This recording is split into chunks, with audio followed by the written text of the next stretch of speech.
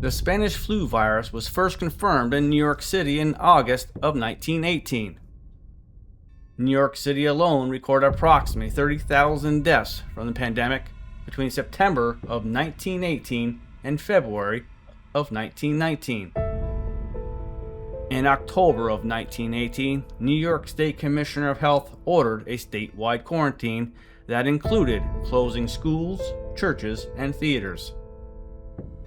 The pandemic was called the Spanish flu because Spain was a neutral country during World War I and did not censor news of the outbreak. The pandemic was extraordinarily lethal, infecting roughly 500 million people and causing an estimate 50 million deaths worldwide. The Spanish flu struck Plattsburgh, New York, and the border of the North Country in the fall of 1918. As soldiers returning from World War I crowded into local military training camps and transportation hubs. By the end of 1918, the virus caused at least 17,000 deaths across upstate New York. In Clinton County, many of these deaths included children wander around the Old Post Cemetery, and you will see markers designating dozens of infants, children, and mothers, 106 to be exact. Their bodies were exhumed during the construction of the parade grounds around the old stone barracks in the late 1800s.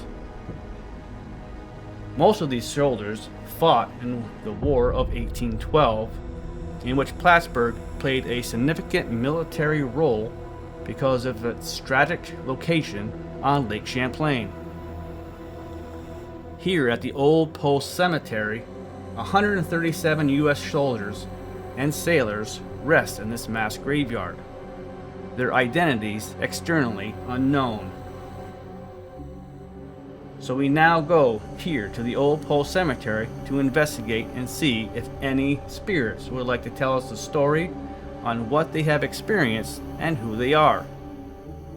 There is one spirit in particular who is a mother that refuses to leave. Visitors report seeing a woman in a white dress, commonly known as Catherine Seymour, seen in the back corner of the cemetery, desperately searching among the infant graves for her child lost to the fatal flu. Some visitors have even reported hearing the sounds of a crying woman calling for her child, as well as crying babies. We would like to see if we can contact Catherine and see if she was able to find her child.